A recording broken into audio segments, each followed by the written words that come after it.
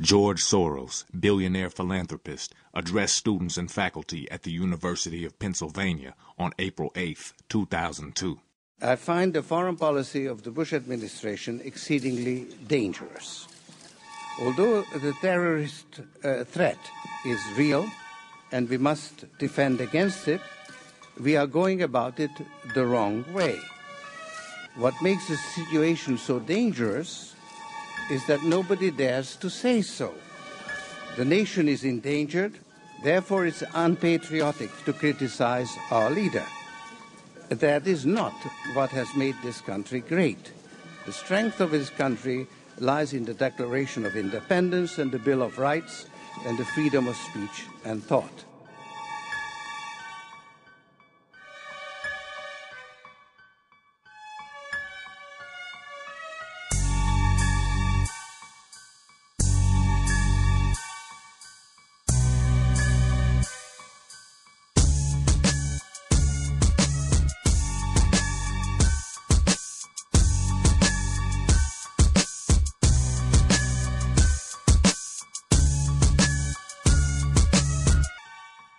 In the weeks leading up to the one-year anniversary of 9/11, GNN approached 9 people who have dedicated themselves to investigating how and why the United States was attacked that September day. We asked them 11 questions. Unanswered question number 1. To what extent should airlines have been prepared for September 11th? Mary Schiavo is representing families of passengers of hijacked 9/11 planes in lawsuits against United and American Airlines. What was really interesting is what people thought, what the government told people and how the government acted versus the real facts. First of all, the question is not what they should have known. And I believe I can show you in just a few seconds. The question is, what did they know? And believe me, they knew a lot. Because on a September day, 4 planes were hijacked in Islamic Jihad. It shocked the world and will forever change the law under which we act. You think I'm talking about September 11. I'm not. I'm talking about September 12, 1970. Yes, we had an Islamic Jihad. 4 airplanes were hijacked. Actually, it was supposed to be 5. They were taken to Jordan. They were blown up on September 12, 1970. So in the wake of September 11, 2001, when we heard carriers and governments alike saying, oh, no one could have foreseen this, no one knew that this was coming, no one knew that there were any risks like this in the world, is absolutely false. Why? Because we know that aviation is an industry which criminals go after, terrorists seek, and hijackers prey upon to make their political statements in the world. We know this. So September 11 was literally a repeat of a fact and an event that had occurred 30 years earlier in history. The Bush administration has changed its official story about how prepared it was for the threat of terrorism around September 11th. Unanswered question number 2. What did the Bush administration know? And when? Mike Ruperts from The Wilderness was one of the first independent news sources to raise the issue of government foreknowledge.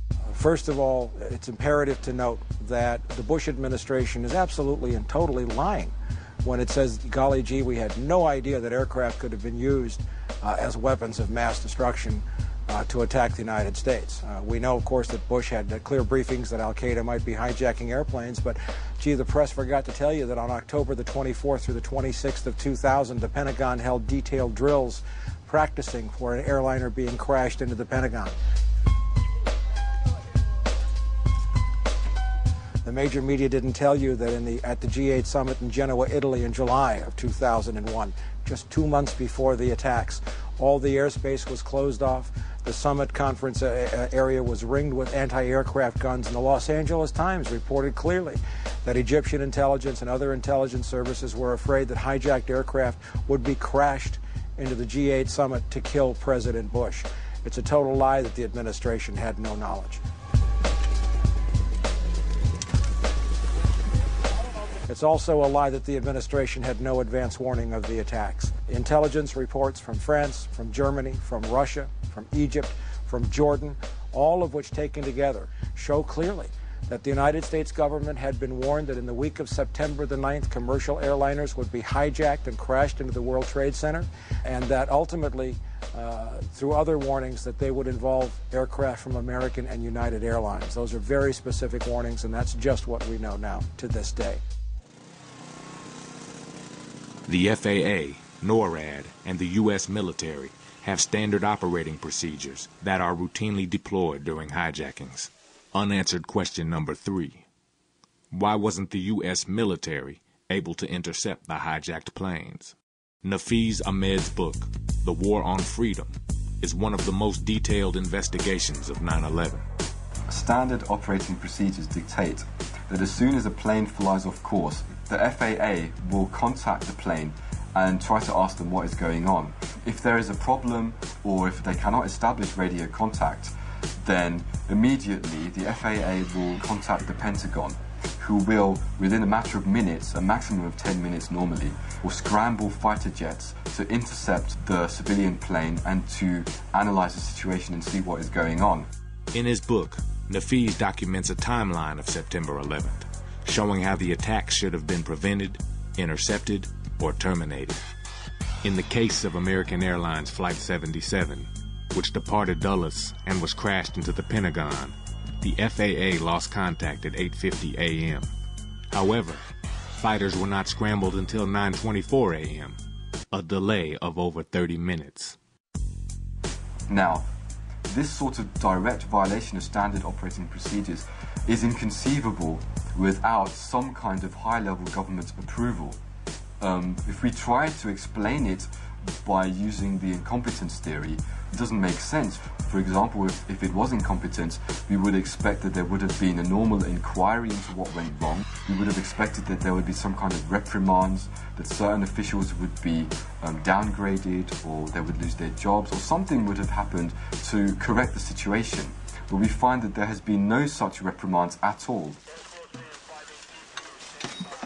Unanswered question number 4. How did the administration respond to the failures of the military and intelligence agencies on 9/11? David McMichael is an ex-CIA analyst and former editor of Unclassified, the magazine of the Association of National Security Alumni. Contrary to the situation in countries with parliamentary governments, where the responsible cabinet officer following a disaster of any sort is expected to, and almost always does, resign or go fall on his sword or something like that. In the United States, this simply doesn't happen. That's not our tradition. Despite the breakdown under his acting leadership on September 11th, General Richard B. Myers was promoted to chairman of the Joint Chiefs of Staff, the highest military post in the country. The worse the failure of intelligence, the more the intelligence system gets rewarded in terms of greater budgets and more personnel, on the grounds, of course, that they failed because they didn't have the resources. Well, that's often done in the military side as well. A sufficient military failure will usually bring on demands not so much for the sacking of the generals who participated in the failure, but in increasing their budget so that arguably it won't happen again. In his 2003 budget, President Bush proposed an allocation of $396 billion for national defense, an increase of $48 billion over 2002, the largest single increase in military spending since the height of the Vietnam War. Unanswered question number 5. What ties, if any, did the U.S. government and intelligence agencies have with the terrorists or their supporters?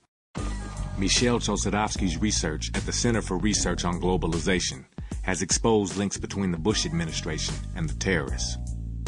It's well documented that the Taliban was supported by the Clinton administration.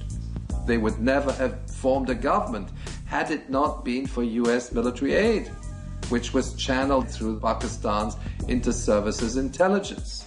And that same organization supports the development of these terrorist organizations. During the Soviet-Afghani War of the 1980s, Pakistan's Inter-Services Intelligence Agency served as the critical link between the CIA and frontline rebel groups, one of which was Osama bin Laden's al-Qaeda network. The Al-Qaeda network is considered by the CIA to be an intelligence asset, and intelligence assets are controlled by their sponsors. That does not, of course, mean that Al-Qaeda is necessarily pro-American. It means that Al-Qaeda is being used to perform certain functions for the US intelligence apparatus. And it goes through a whole complex group of intermediaries. And that's why Pakistan's military intelligence has played a very important role in that context. It's important to understand that the man who, according to the FBI, is considered to be the so-called money man behind the 9/11 terrorists. I'm talking about the head of Pakistan's military intelligence, Mohammed Ahmad. In the aftermath of 9/11, the FBI confirmed that General Ahmed, then head of Pakistan's ISI, had authorized a $100,000 wire transfer to Muhammad Atta, the alleged ringleader of the terrorist hijackers. Well, this same individual was on an official visit to Washington from the 4th to the 13th of September, and he met Colin Powell, Richard Armitage, George Tenet, his counterpart. Now, the question you have to ask yourself, if the money man behind 9/11 is in Washington meeting top officials and at the same time sending money to the terrorists, doesn't it sound, what is the proximity group of this individual from the sociological point of view? Okay, he has links with the terrorists, he has links with the Bush administration, he's buddy-buddy with George Tenet, he's buddy-buddy with Mohammed Atta. Does that not suggest that senior Bush officials should at least give us some answers of what they were doing with this guy? Unanswered question number 6. Were there plans for a war in Central Asia prior to September 11th? This war was coming for a long time.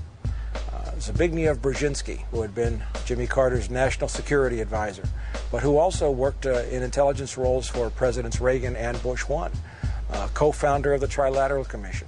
He wrote a book in 1997 called The Grand Chessboard, American Primacy and Its Geostrategic Imperatives.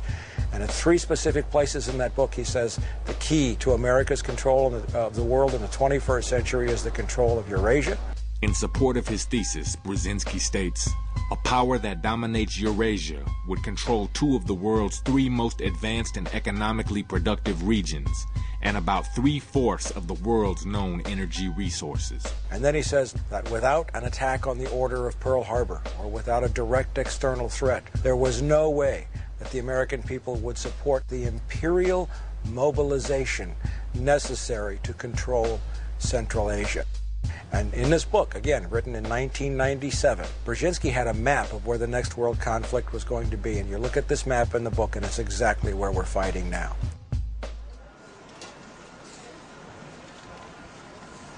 Unanswered question number 7. Is there an underlying motive, besides the war on terror, for the U.S. military presence in Central Asia? Peter Dale Scott has written extensively about hidden agendas in U.S. foreign policy. There are people in the administration who believe out and out that this is the American century, that it is the time for American hegemony. Both Republicans and Democrats have said we shouldn't worry so much about what our allies think. Despite a lack of support from America's traditional allies, the Bush administration continues to pursue military action in Central Asia. But it's, I think, pretty clear now to everybody that America has a oil geostrategy in that part of the world. The U.S. National Energy Policy Report of 2001, authored by Vice President Dick Cheney, formerly one of America's richest and most powerful oil industry executives, demanded a priority on easing U.S. access to Persian Gulf oil supplies. America needs to control the world oil system. And the fact that we have put U.S. troops in Georgia, Uzbekistan, Tajikistan, even in Kyrgyzstan, 200 miles from the West Chinese border, all those troops there are nominally in the name of fighting the terrorists, but in reality, they have established an American presence in the great oil basin of the Caspian. and people more and more admitting that America is a serious player in that area now because of the troops we put in. On October 6, 2002, the UK Observer reported, the Bush administration, intimately entwined with the global oil industry, is keen to pounce on Iraq's massive untapped oil reserves, the second biggest in the world after Saudi Arabia's.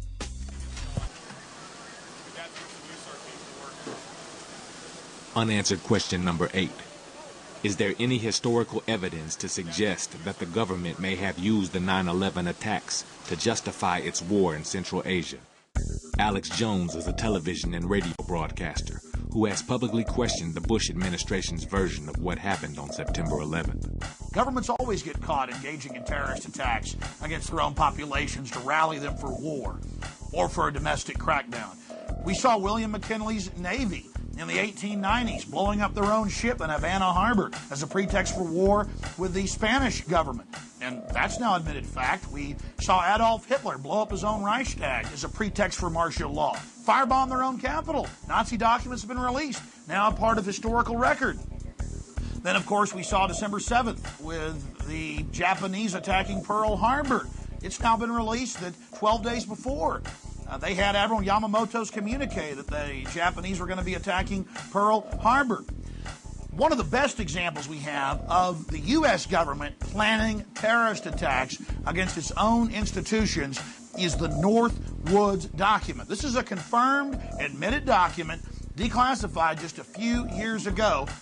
In Body of Secrets, his best-selling expose of the National Security Agency, author James Bamford revealed that Operation Northwoods called for innocent people to be shot on American streets, for a wave of violent terrorism to be launched in Washington, D.C., and for a U.S. ship to be blown up in Guantanamo Bay, all in an effort to galvanize American public support for a war against Cuba.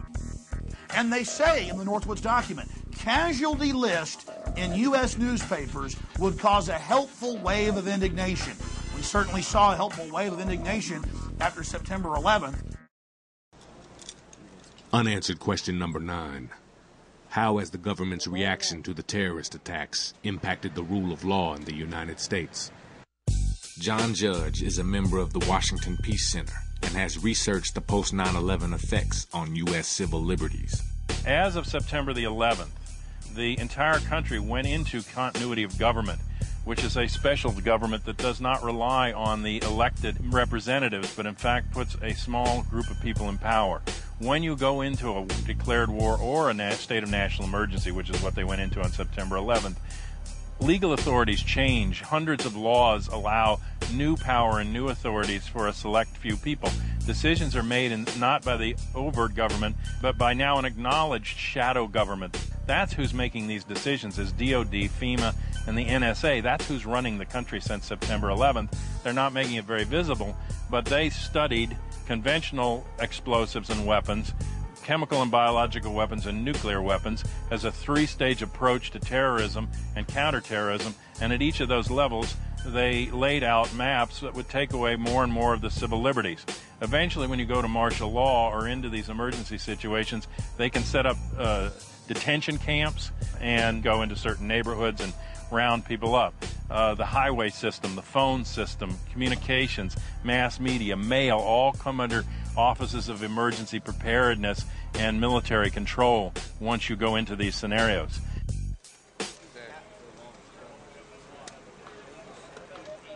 Unanswered question number 10. How has recent legislation, like the Patriot Act and Homeland Security Bill, affected the lives of American people? Reva Intine is an executive director of the National Lawyers Guild. One of the greatest ironies, along with the tragedy of the Patriot Act, is that it's called Patriot. In fact, it is patriotic to defend the Constitution, and what the Patriot Act does is dismantle the Constitution. In October 2001, the USA Patriot Act was passed into law, granting unprecedented levels of power to the Justice Department. The greatest thing that it did is it created a new federal crime of domestic terrorism. Under the Patriot Act, a definition of domestic terrorism is activities that involve acts dangerous to human life, that violate the laws of the U.S. or any state, and appear to be intended to influence the policy of government by intimidation or coercion. That's domestic terrorism. Now, intimidation or coercion are very mild words when you think about it. What about people going out on strike? What about Rosa Parks sitting in the front of the bus? What about the sit-ins at the lunch counters? Those are all intended to intimidate or coerce government institutions. And if somebody had the possibility of being injured as a result, that would have been domestic terrorism. Martin Luther King would have been a domestic terrorist.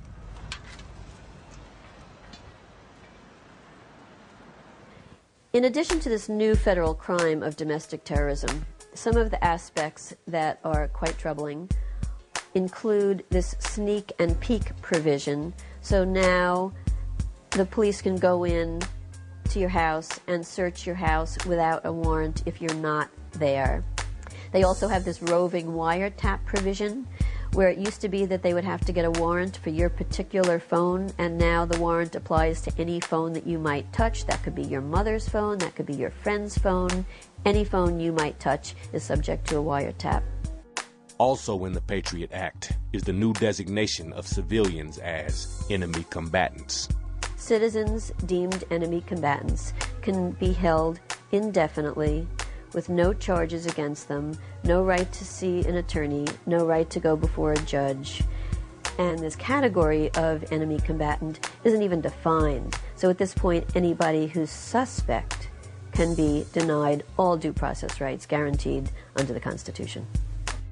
The Homeland Security Act, which passed about a year later in November 2002, outlines in great detail the degree to which the government can now spy, listen in, record, get access to internet, library cards, bookstore records, medical records, school records, phone conversations. The Patriot Act did some of this. The Homeland Security expands it so that there's really no area of our lives that are free from government intrusion.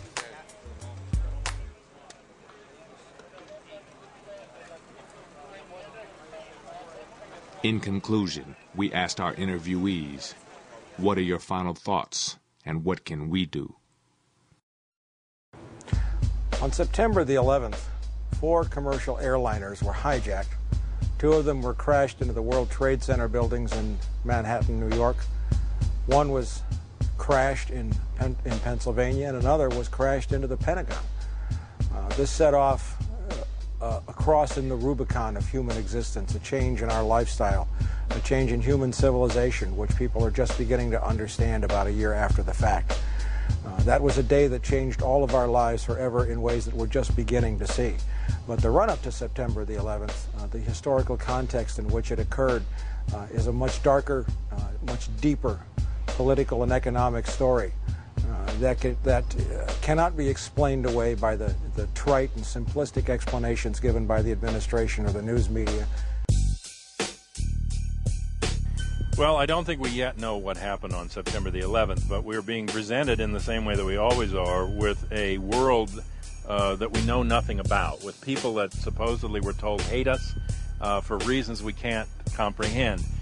We're being told, for instance, that the reason that they bombed the trade towers in the Pentagon is that they hate us because we're a democracy, because we're a pluralist society, because we have an open society, and they can't stand that. Or because we're large and have a great deal of wealth. Well, if that's the case, why aren't they bombing Canada? Canada's a pluralist, large society, but it has a much different foreign policy, doesn't it? And so what's happened is that the American people, separated from their own history, have no idea what has been done in their name all around the world in those intervening 50 years since the end of World War II.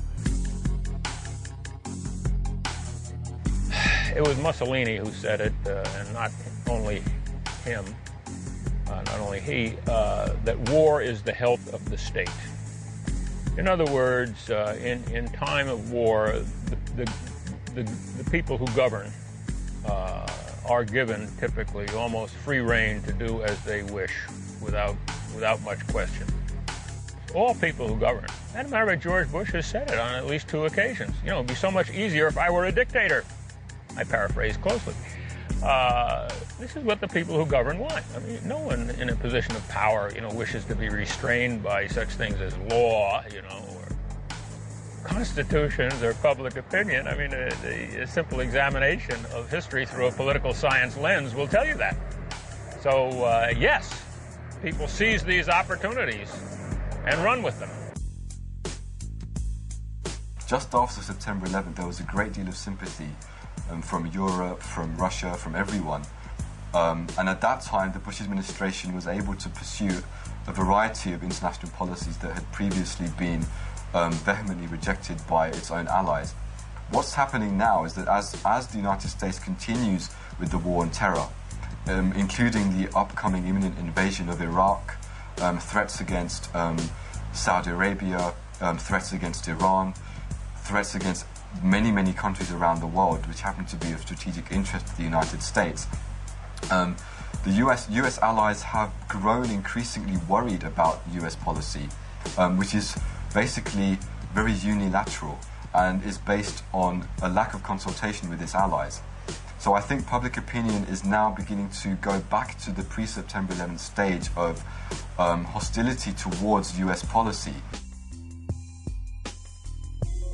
I like to quote John Adams, who I think put his nail on the head. He said, it's the established order of things that whenever a nation rises to such a height of power that it loses its wisdom and moderation, it will in the end also lose its power, which will come back when its sense of moderation returns. Now, he was talking about Great Britain.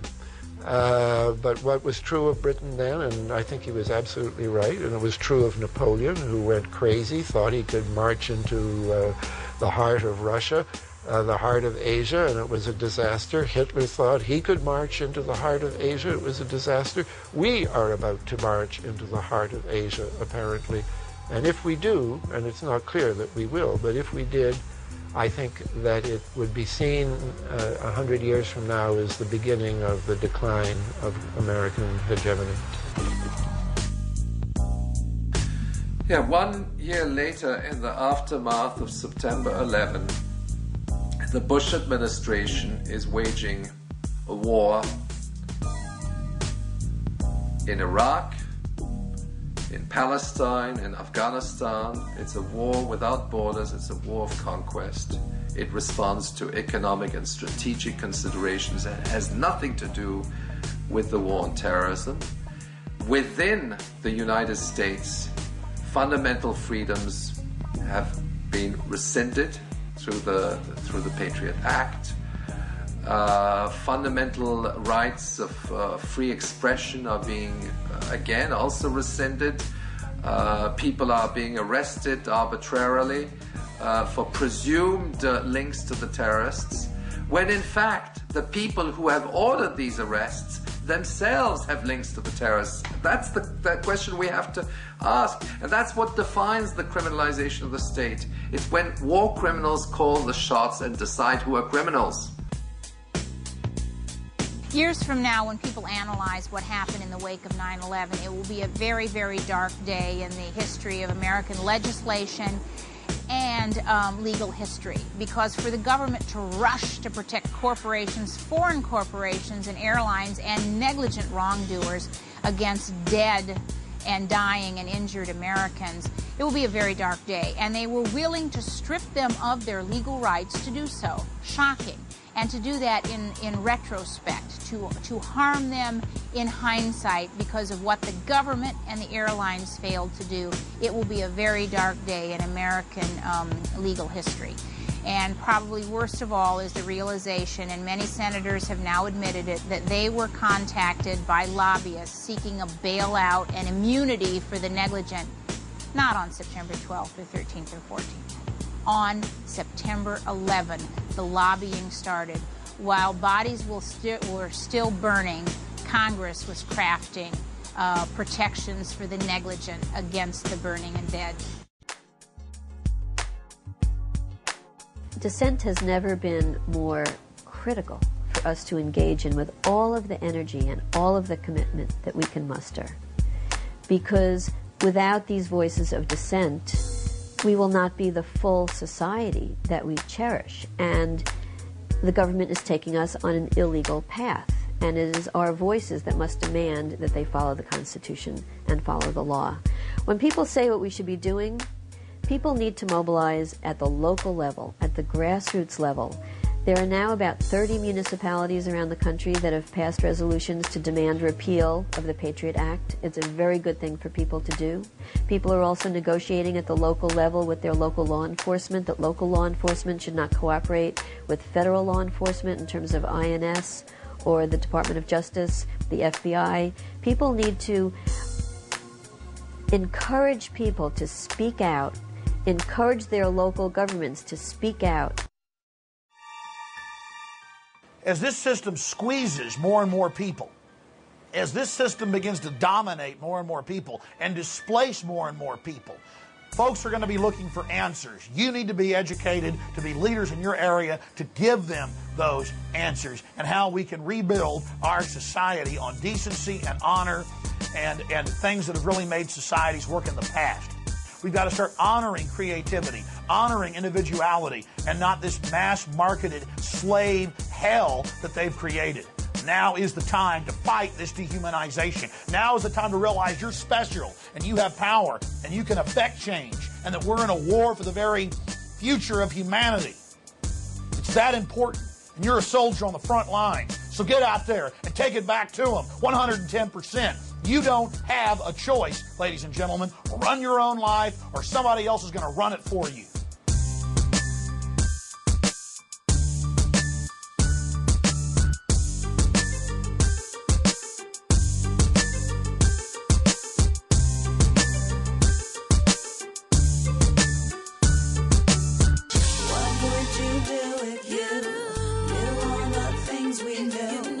Would you stand up for truth, or would you turn